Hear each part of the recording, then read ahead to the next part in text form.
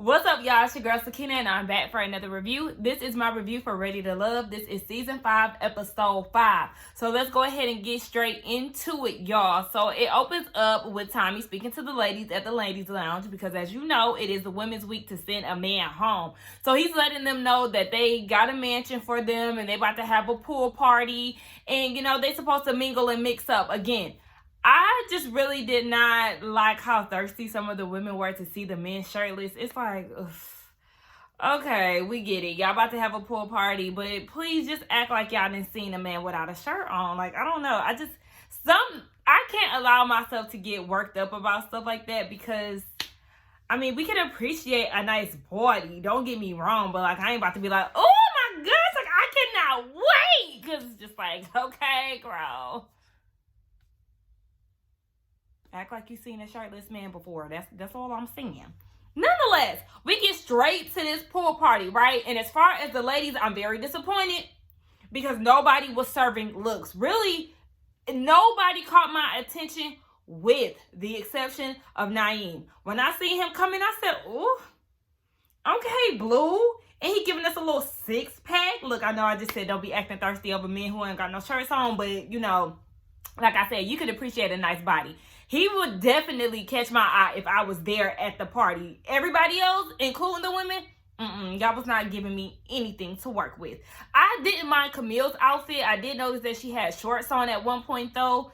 And it looked like her makeup was melting throughout the day. So she looked very sweaty and tired after a while. So it's like, she could have had the potential for a pool look, but it wasn't seamless for me. Like, it was just something about it I could not get down with. Now, Moomin and Corey, they're in attendance, of course, and they're taking pictures as if they're a couple. And girl, if you like it, I love it. Speaking of Corey, speaking of Corey, he over there posting little love note scavenger hunts around the pool party for Courtney. And, she's like, where is all this coming from? And she figures out that it's supposed to be for her and that it's from Corey. And she said, she really likes things like that. But Corey is saying in his confessional, I like both Moomin and Courtney. So I'm going to basically do something special for her today. And then next date with Moomin, I'm going to do something special for her. I said it's called strategy, okay? You're not letting things happen naturally. You're literally being strategic in how you're playing this game so you can end up at the finale with your two girls and you want to pick. Y'all know how I feel about Corey. I just don't like him. He's not genuine to me, and all of that just gave you're trying to play a game, not the game, a game. Anyway, Cornelius and Camille, right? They discussed boundaries after the skating rink date that they had last episode and what respect looks like. But why are we talking about this so early on? Like, this is literally, this is episode 5. This is technically, y'all, 4 episodes in because the first episode was the casting special. But, I don't know, it just gives me too soon. I wish that, how, on Married at First Sight, they let us know how far they're within the marriage, or they let us know how close we are to decision day. I wish that Ready to Love would give us something like that so we can really gauge how long these people have been trying to get to know each other. But to me, I just feel like this is just too soon for you to be, setting boundaries. Like, if anything, y'all should be setting boundaries for Camille because I feel like she's the one that is doing a lot too soon. Courtney, wait, hold on. Yeah, I already told y'all about that. I don't know what made me talk about that. But yeah, Courtney was finding the love notes all around the place, and she thought it was cute. Okay, so Tyrone and Shiloh. We know that Shiloh and Tyrone have been getting to know each other. We learned that last week. And he's talking to her and was like, I do like Sabrina and I feel like she could be my girlfriend. Or is that what he said? Yeah, his lady is what he said. But he feels like Shiloh. He feels like Shiloh could be his wife. And I was like, oh, okay. And, Shiloh pretty much felt the same way because she was like, well, I still want to go through my process, meaning just because you're there doesn't mean that I'm there. And I just really feel like the fact that he's placing all his eggs in one basket, that's very alarming. He kind of gives me Socrates in a way. Like, he finds that one lady and he just latches on. And it's not like he's giving like a territorial thing with like Camille is handling Cornelius, but it is kind of like it's so soon and you've already set your bets on just this one person. So Tommy comes in and he announces the newbies, right? They did a plot twist, right? He always saying they got a curveball. So they did a curveball. And speaking of Tommy, if y'all have not watched the Ooh Ladies First panel interview with Nephew Tommy, it came out yesterday. I highly suggest that y'all watch it. The girls did an amazing job questioning him. I feel like Nephew Tommy has a very nice personality. I love the fact that he was addressing them by name. He was very mingly, like he just had a very nice personality. And those type of interviews is what makes me grow more of a liking to somebody, just watching how they interact in interviews and with people. So I just love that. Shout out to Bondi, my girl Niecy, Jamie, and Jaylee. Like shout out to you. Shout out to y'all because y'all did the damn thing. Now he introduces the new singles. We have a new male and a new female that is going to be joining the cast. And I actually like this shakeup because it just adds a different element to it. You know, you got to see where people are. Like, you know, are you really locked in with this other? Well, shoot, they shouldn't be locked in anyway because it's too soon. But, you know, is your connections really strong with the people that you're bonding with? You know, this new person could be the one for you. Like, it just shakes it up. And y'all know this is a reality show, so we always going to be here for the mess. Speaking of mess, Tommy, what was that outfit? It was giving beach vibes, but like the pattern, the feathers and the bird, I've seen that on different clothing before and it's ugly. The fact that it was on your pants as well, honey, what the hell was that? Anyway, we get introduced to Sydney. Sydney is the new woman of the cast and she's 33. She's looking for love, okay? And she is very pretty. I said, Sydney, okay. She said she is not a trophy wife and she wants a man to see her inside out. Girl, we see you giving body. Now, she is the only one out of all the girls, really, that gave a beach look. Like, come on, girl. Yes, ma'am. And then we get introduced to Sean. Sean is 44 and he is an entrepreneur, but he calls himself Seantrepreneur. Nonetheless, he wants a soulmate. So, you know, this kind of reminds me of, remember when Chris came in last year, even though he came in at the same time of the other singles, but it kind of reminded me of when Chris came for his second season and some of the guys were feeling intimidated or feeling some type of way and felt like, you know, he was already kind of like a celebrity in the Ready to Love show, so he kind of had like, you know, leverage over some of the men. I noticed that Phil in his confessional was just like, you know, he was feeling some type of way about Sean being there. But if you're confident in your connections, then Sean should not matter, okay? Shit, a lot of the girls wasn't even feeling him when we learned that towards the end. Anyway, the newbies talked to Camille and Zadia, and it was really like Sydney and Sean was really trying to get to know each other, even though they were in the group setting. They really focused a lot on just the two of them. And one of them asked Sean what he does for a living, and he said that he's a writer and he creates stuff. Now, create stuff? That is very vague. I mean, you know, but I wouldn't trip off of that, you know, with him just telling me that and I just met him, because I feel like that could be a conversation piece for if we start to vibe and, you know, we go on a date or whatever. So that wouldn't be something that is a big deal to me, but we do know that he is a writer. Zadia and Camille, you know, they offered to leave because they caught the vibes. Like, okay, y'all obviously asking each other questions. Like, if y'all need us to go, like, we can go. And Sydney says that Sean is handsome, and he tells Camille, like, you know, you can call me handsome too. You know, just a little flirty banter or whatever. And she was like, I don't think my boo would approve of that. And I'm like, huh? What? And she was like, I'm not going to waste a lot of people's time. And to Sean, he felt like that was rude because he was really, I guess he was trying to get to know her or whatever. But my whole thing is, Camille, you need to be mingling. The fact that I don't think my man would like that. Huh? You don't have a man.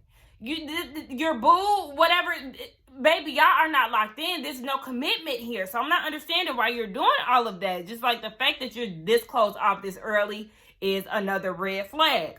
So Sydney is talking to fourth grade Frank. And yes, I said fourth grade Frank because like I said in my last review, he looks exactly how he looks is how I imagine him to have looked when he was in elementary. Okay, so he is fourth grade Fred. Fourth grade Frank. they have mutual friends. They have a mutual lifestyle. They're in the nightlife. So this is their time to really get to know each other and, kind of mingle, and they might be able to make a connection and all of that. Tyrone and Sabrina, he let her know straight up, baby, I said what I said to Shiloh. Yes, I feel like you could be my lady, but that's wifey right there. So I'm sorry, you're not my kind of girl. Sabrina was like, really? This early? You really gonna put all your eggs in a basket? And she felt some type of way about that, because it's like, there are people who genuinely have a connection with you and you're cutting them off. So you're not even really giving yourself the opportunity to explore your other connections. And I feel her on that. But baby, if you want to go run after Shiloh, go ahead and stand in line, because she's definitely a fan favorite. You're gonna be wasting your time, sir. Cornelius and Sydney, they're getting to know each other. She's asking him, were you ever in the bottom? Small talk, nothing major, right? And of course, anything pertaining to Cornelius, y'all already know that Camille is somewhere close and got her face tooted up and peeping the scene to see how he gonna act. She was watching him. She's all in the background, walking past them, and it's like, girl, this is too much, Camille. Like, you're really doing too much. So then she's kicking it with Moomin, and then she goes to Moomin and was like, I don't want him no more. And then she's like, wait, what do you mean you don't want him no more? And then she said that I saw my boyfriend. This is what she said in her confessional. I saw my boyfriend talking to someone else, and I was not pleased. Let me tell y'all something. I thought it was real cute and funny when she said, I got a boyfriend on the first episode, because, we all do that, or not all, but a lot of us girls, if we talking to our friend or whatever, we like, bitch, that's my boyfriend, just talking shit. But now it's just like, you're believing what you're saying, and that's scary to me. Like, you're really believing what you're saying. This is not your boyfriend, and the fact that you're carrying on like this as if he is your man, no ma'am. And then she said that she could go and address Sydney. For what? What would you be addressing her and saying? Like, literally, at your grown age, you see Cornelius having small talk with somebody, and you want to go and address her? What was the boundaries that was set? What did respect look like? The conversation between Camille and Cornelius, I'm feeling like she's kind of making up certain things in her head. Like, she's creating this thing of, this is my boyfriend. Literally, nobody can talk to him. If you talk to him, I'm going to rip your head off. Like, I want to know what these boundaries were. And I need Cornelius to make boundaries as to, I need you to respect the fact that I'm going to talk to other people, like Naeem did with Zadia, and somebody else said that they was going to be mingling all of that. So I need Cornelius to go ahead and put Camille in her place, because sis is stepping all over your boundaries, if you ask me. Moomin was very confused. She's like, girl, what? We was having a good time. Like, at this point, baby, I'm going to pray for Cornelius. Okay, we all are praying for him, because sis is giving me, if I can't have you, nobody will tease. So you better watch your back, Cornelius. So they go and they have a conversation. And she was saying that it's hard for her to see Cornelius, or not Cornelius. It's hard for her. Yeah, it is Cornelius. See, I'm thinking about Corey. Too many C's. So, she was like, it's hard for me to see you talking to other women.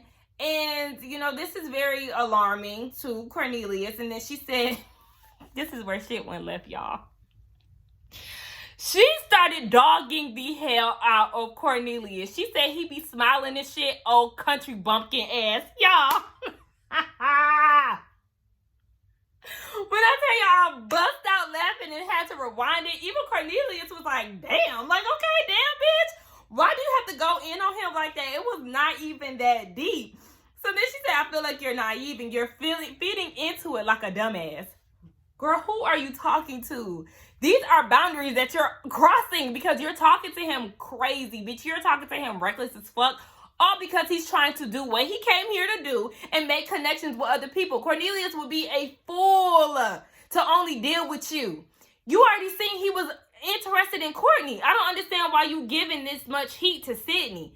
I don't know if it's because you feel like Sydney is very attractive and she has the potential to, try to take your man or what. But it literally was nothing for her to get upset about. They were literally just trying to get to know each other. There was no flirtiness involved. Like, you're taking this to a whole nother level. But if you want to list off all these things about Cornelius and how he's naive, he's a dumbass, he's a country bumpkin, let's talk about you. you're clingy, you're territorial, you're possessive, you're jealous, you're psychotic, you're thirsty, you're off-putting. Like, I mean, the list can go on and on, girl. You got a whole lot of shit with you, Camille. And I'm going to need you to dig deep. You should have went to therapy before your ass came here, because you already a runaway fiance. Not even a bride. You're a runaway fiance. So you should have unpacked that before your ass got on this show, because I don't even know how the other guys dealt with you. I don't know if they were toxic as well and just felt like, that clingy, possessive shit was cute. But we see how that ended up going. So I don't know if she just wants the attention and later is going to dump him like she did the rest of the guys that she was with previously. I don't understand it, girl. Like, you're just doing too much and you got a bad attitude. Cornelius is not feeling her attitude at all. This energy is just way too much for him. And she starts crying. And I'm just going to put air quotes around crying because I didn't see any tears, but I just did not feel the dramaticness of it all. Like, girl, it was just way too much for me. Seek help, sis.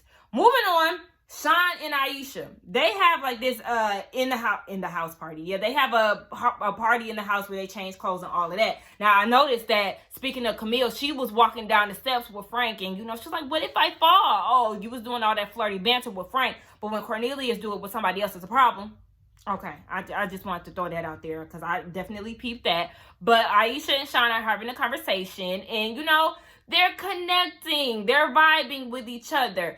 And I looked at Aisha and I just seen her in a different light. Like, I think she's pretty, but like in that scene in particular, when she started smiling, I said, sis, the smile, it's giving beauty. It's giving everything. And, fourth grade Frank is in the background and he feeling some type of way because Aisha is one of his strongest connections. And, he feeling like Sean is stepping on his toes. See, that's the problem. Like I said, if you're confident in your connection with Aisha, then let it be. The fact that you feel some type of way about it to where you're like, I just want to know if she's still interested in me or if this is part of the game. Baby, it's part of the game. Okay? See, I couldn't be on a show like this because, yeah, that type of shit is not for me. But y'all get on these shows and want to automatically get territorial. And it's just like, we 5 seasons in, y'all already done seen the 4 previous seasons. Y'all know how this shit works. So go ahead and stop with all of that extra shit. What happened? Yeah, I just also felt like, Frank, you doing too much because it was okay for you to be hugging up on and mingling with Sydney, but then Aisha goes and mingle with Frank, and it's the issue. It's a whole lot of contradictions going on. But Aisha is curious to see where their connection can go. And she said that she enjoys being a mom and a wife. Aisha, baby, we understand that. Your kids is basically a part of your identity. We understand the trials and tribulations that you have went through. Did I say tribulations? Tribulations that you went through with your ex-husband. But we don't need to talk about this every time you encounter a man. Like, we get it. I would love to get to know more of Aisha, the person, instead of Aisha, the ex-wife and the mother. Like, let's get to know you a little bit more. I don't want to keep hearing about your kids and your ex-husband. Okay? True. Girl, I hope you're watching. I don't want to hear nothing else. I mean, even though the show is already filmed, but girl, anyway, Corey and Courtney. She goes and talks to him, and he was like, I stopped. And I went to go to Office Depot and get some Post-it notes. And, I just decided to put them all over the place for you. I just wanted to do something special for you. It's just like, okay, don't nobody care about all of that. Like, Courtney was turned on and I'm turned off over you and Moomin falling for this corny ass nigga. So, speaking of Moomin, she's questioning his motives. She's like, I see that he does one thing with you, and then he goes and does another thing with another female. Like, she's not feeling special, and she just really want to have a conversation with him about it. So, we moving on to the next day. She calls him up, and she wants to address the Post-it notes that were listed all over the pool party. Come to find out, Tasia is the one who gave her the tea on him going to do this. So, she wants to confront him because for her, it's not really the fact that he's making other connections because he feels like he should be doing that. But you're going this extra mile and you're going hard for somebody. So she wants to know how she should move. Like, is this something that you and Courtney are really trying to do? If so, I guess she just wanted to take a backseat. She want to know how serious the connection is between him and Courtney because she didn't get any notes. And when she said that, it's like, okay, I understood what she was saying in her confessional, but when she addressed him talking about, I didn't get any notes. So would you have felt better if he gave both of y'all notes? And isn't that something that you were complaining about? Because if he would have gave you notes, then you would have been mad because he's doing the same thing with you that he's doing with her. Okay, girl, it's something about Moomin. Like, I feel like I liked her, but then it's just certain things that I be peeping about her that's just kind of like, I don't know. I can't really put my finger on it as of yet. So he goes and says, when she confronted him, did you see me walking around putting notes everywhere? Are you making post-its, yes or no, in my Black China voice? Like, what the fuck? Just answer the question, yes or no. And the fact that he's not giving you a straight-up answer and beating around the bush, Moomin, is giving you all the information that you needed to know, even though Tasia did give you, the info. I just feel like him not being honest is enough said. The fact that he was saying that he was being honest, all the while ducking and dodging the questions, was enough for me. Like, what do you mean you're being truthful? No, you're not. You can't even give me a straight up response. Like, get the fuck out of here, lame ass nigga. So he was saying, I just want to know if you're ready to go and take this thing to another level. I want you to meet my parents. See, Ready to Love, this would be the perfect time for y'all to tell us how many days they've been in this process. From the first mixer to that present day where they were talking and he said that he wanted her to meet his parents. He said that he needed a little bit of help. I guess his parents is going to be the ones to determine whether or not she's the one. You can't determine that yourself.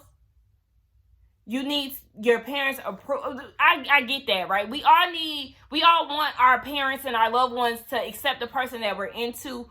But right now, in this stage of you still mingling with other women, you want her to meet your parents? It's not giving what you thought it was going to give. I was about to call him Corey. Because what you thought that was going to do was shut her up. And you thought she was going to be smitten like she was sitting on that damn log after you changed her tire. No, she really starting to see you for who you are. And she's like, okay, that's all good and dandy, but am I the only one that you want to meet your parents? Because you have a history, honey. Okay? We already learned, and that was my whole thing. Like, why are both Courtney and Moomin getting upset with Corey? But you know what? We're going to pause. I'm going to pause on that. I ain't even going to go into all of that. But, yeah, she's like, am I the only woman that you want your parents to meet? Because you do have a history, so I want to know. And then he goes and says, focus on us. Red flags, red flags, red flags. That's not what I asked. Answer my question straight up. Like, ooh, wait, hold on. Moomin is just looking at him sideways. And girl, you should have kept that same energy since the moment you seen him. I don't understand why you gave him a chance. But I'm going to blame production and the rest of the women for not sending his ass home on the first day.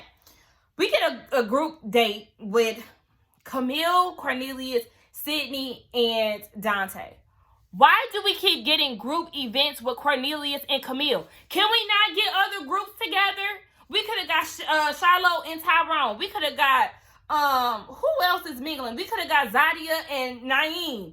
Who else? We could have got we could have got Sabrina and Walter. Like, there's other people that's out there making connections. And the fact that y'all keep making group dates with Cornelius and Camille, that shit is getting on my nerves. And most importantly, I'm tired of saying Cornelius and Camille because it's confusing me. Let me regroup.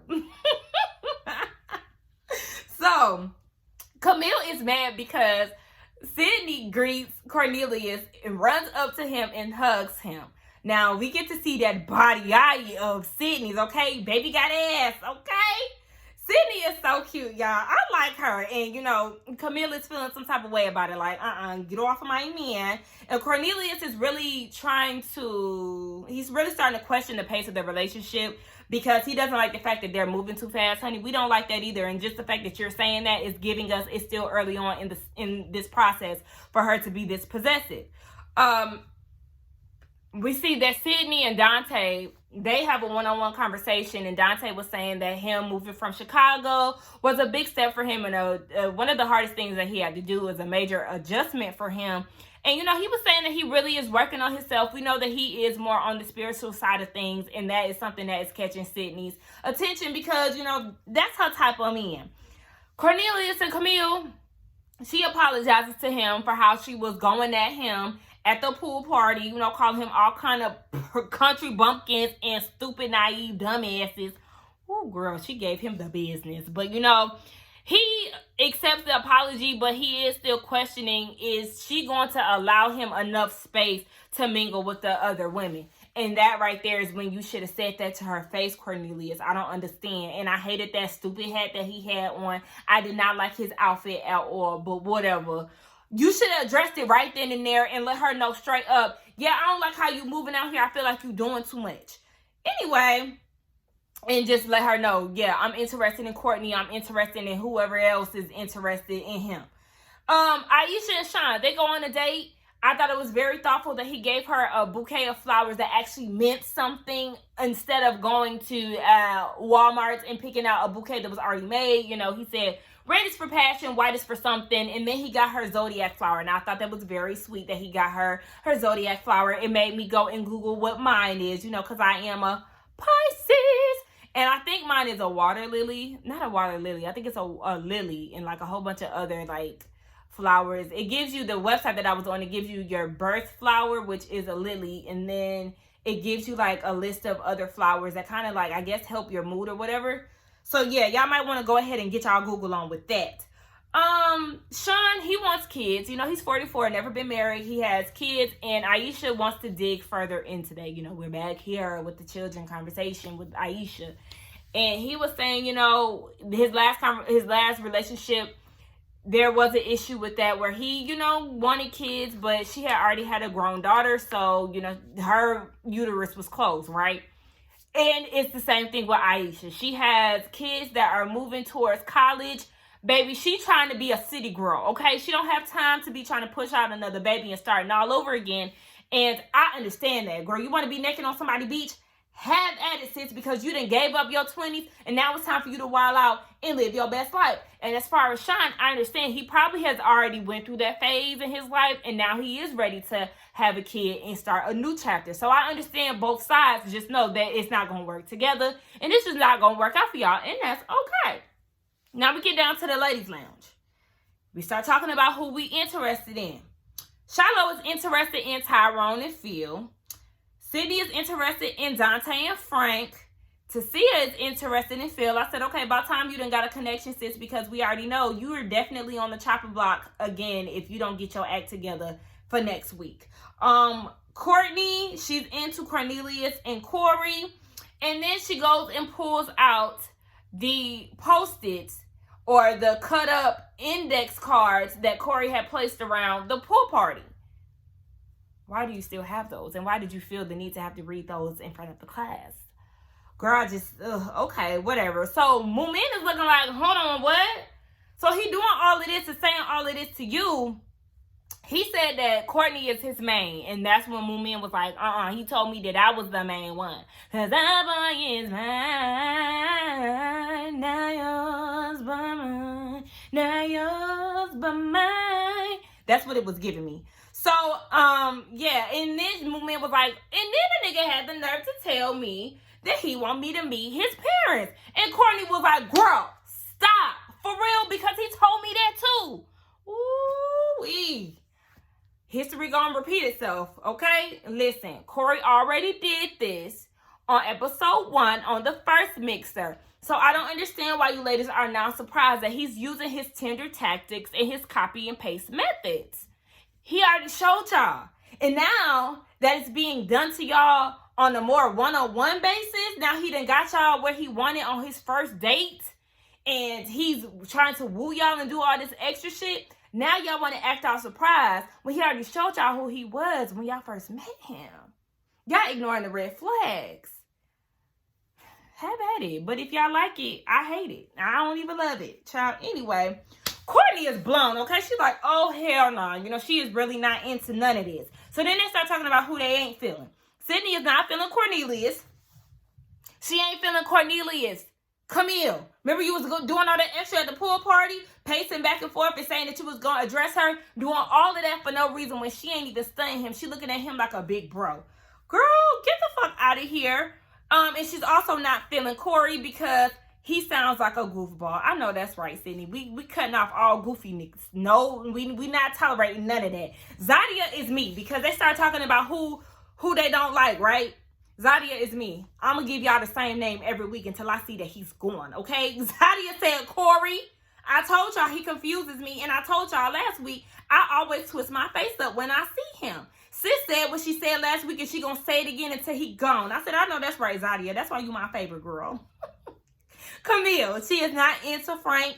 Moment, Shiloh, and Camille, they're also not into Sean. You know, Sean is the newbie, and I was very surprised that they were not into him this soon, but Camille was doing all this face twisting and all of that, and Tommy's like, okay, what's going on, Camille? And she was like, yeah, I don't like him. When I asked him what he do for a living, he said, I create. You also left out the fact that he said he was a writer.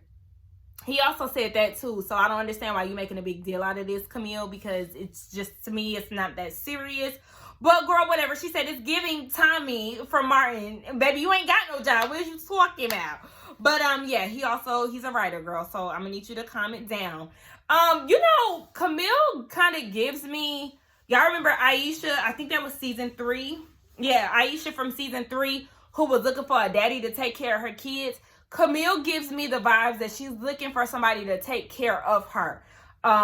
It's just something about her that is just giving me, you know, I just want you to take care of me. Yeah, I got debt and I might be a little irresponsible, but I need you to come in and save the day. Am I the only one who feels that way? Because that's just what it gives me.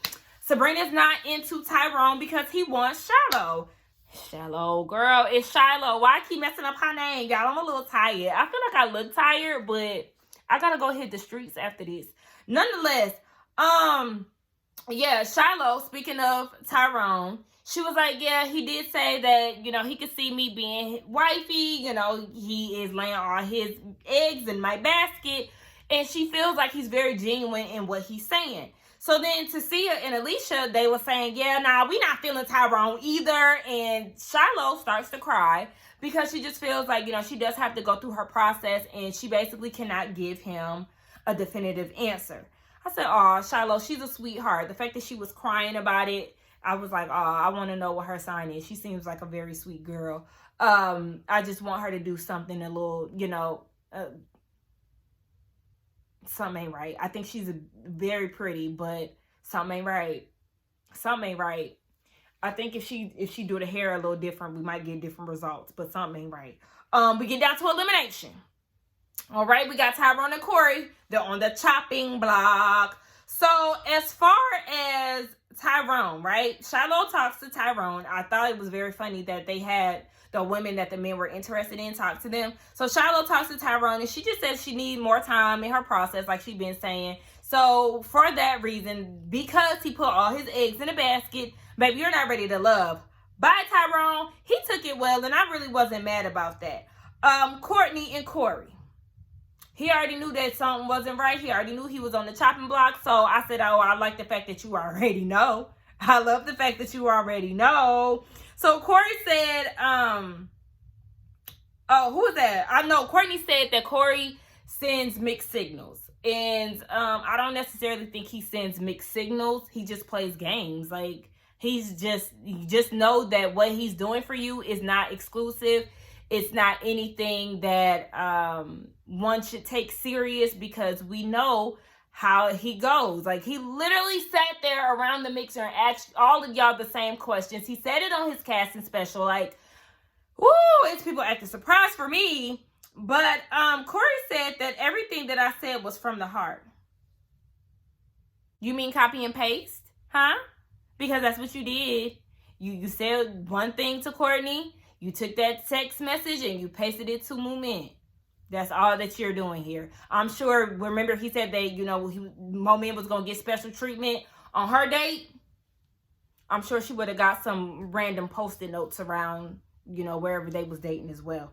Bye, Ashy. I'm just so happy that they sent him home. I'm happy that they hit us with 2 curveballs this episode. They got 2 new singles and they sent 2 men home. Get the hell out of here, Corey. I felt like the women should have definitely sent him home on the first day. I could deal with another ping pong from Lamont rather than deal with a copy-paste corny like Corey. Like, I just couldn't do it. But anyway, they finally sent him home and came to their senses. Shout out to the girls. And then he goes and says, all of the women that was interested in what I had would have gotten the offer to be a queen for a day. Nothing that you did was extravagant. Please let me know how exclusive getting flowers from Walmart is. Explain to me how exclusive sitting on a log eating picnic sandwiches is exclusive. Explain to me how you reciting the same words to the same women is fancy. Like, I mean, just let me know. Does this sound interesting to any of y'all women that watch this video? Some nigga getting post-it notes and scattering them around. Does that sound... Honey, we're not interested, bottom line. Anyway, I just see why he didn't make it past the first date with a lot of the girls, because he ain't hit no shit and he don't have no game. So anyway, y'all, that was my thoughts on the episode. I really did enjoy it. Y'all let me know what y'all thought about the episode along with the review. Let's get down in the comments and talk. Don't forget to like, comment, and subscribe to my channel. And I will see y'all in the next one. Bye.